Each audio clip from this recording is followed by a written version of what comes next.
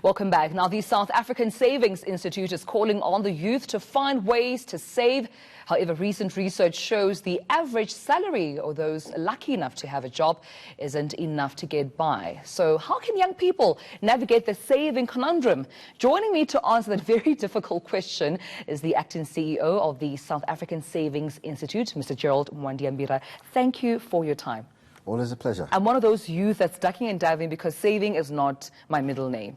Well, look, saving is a habit. It's something which you start young, and hopefully if you do start young, it stays with you through your life. So because we're not getting taught how to save in school, and most parents make that mistake of thinking the school should do it, it's actually the biggest source of the problem. Parents should be doing and showing children how to save, because you are just a reflection of the household you came out from. So from youth perspective, we really want parents to realize that they must do as they say, not just say for their children to do. But is it really realistic in this economic slump we're in, Gerald, to even save? I mean, young people probably hit the worst. Half of young people in the country are unemployed. We're seeing, almost approximately 27% of an, unemployment rate. Big corporates are retrenching right now. So almost every household is trying to survive. Is it realistic to expect South Africans to save right now?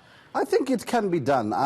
At the Savings Institute this month, our theme is #CrazyWaysToSave. And in that, we're trying to get South Africans to start showing that they can save. So those who are saving can post videos on #CrazyWaysToSave. From tomorrow, every day, we'll be selecting a winner for 1,000 Rand of the best video on a crazy way to save. It is possible. Yep. We've also got some of the finest voices in terms of consumer and financial education working with South African Savings Institute. And for example, one of our experts, Nicolette Mashile, spoke to her domestic worker, and she had a video on her timeline about her domestic talking about how she saves.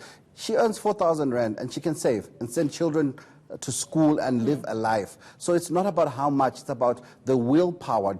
Are you willing to sacrifice, commit, and have that discipline to save? Because the only person who really can say they can't save is someone without an income. Otherwise, it becomes about commitment and discipline. 10 Rand, 1 Rand, it's a saving. It all adds up over time. I think there's also this stigma or rather a myth that only the rich save because you have plenty, you could save. This is the first time I'm hearing that actually you can save 1 Rand, 10 Rand.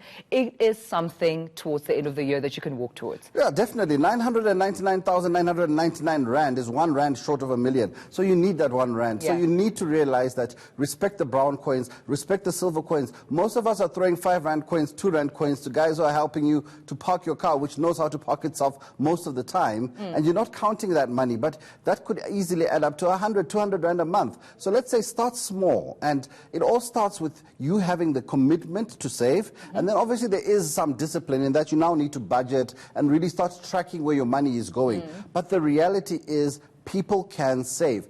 The problem we have is that the young people are embracing the credit culture. Right. And the credit culture is the thing that's stopping people from saving. The household debt to income ratio. So it's not that I can't save, it's because I got too much debt to save. Absolutely. So half the time you need to first teach people how to get out of debt, and then they will be in a position to really start learning to save. However, as you get out of debt, you can still save 10 Rand, 20 Rand, 50 Rand a week. It's possible. But Gerald, also how do you compete with the messaging that young people, because the South African Saving Institute is targeting young people to save, right? And I'm seeing a messaging that says you only live once, this is the money you've worked for, you're going to leave all these things behind, enjoy them, this is your life. How are you competing with those messages? Well, it's tough. I mean, it's Durban July weekend. Yeah. Social media buzz, pictures of people taking themselves in front of nice cars, nice food. Half the time it's not theirs. That's the whole thing about social media. It's the biggest deception for the young people and the youth, in that they think that everything is instant and it happens. And unfortunately, it comes from the entertainers and that industry where they're marketing their brands. So they have to look a certain way. However, the reality is that people need to actually realize that these people in this gig economy work hard because they know that their period of earning is actually very short compared to someone who's employed. So people who are employed try and maintain that similar type of lifestyle, and it doesn't come together. But the reality is social media is just it's almost pretense. It's not the real deal. And for young people, if you're watching social media, don't go for that pop bottles lifestyle. You set your own individual goals and you decide where you want to be. And that's where we say, find that crazy way to save, find that second hustle, but it is possible. All right.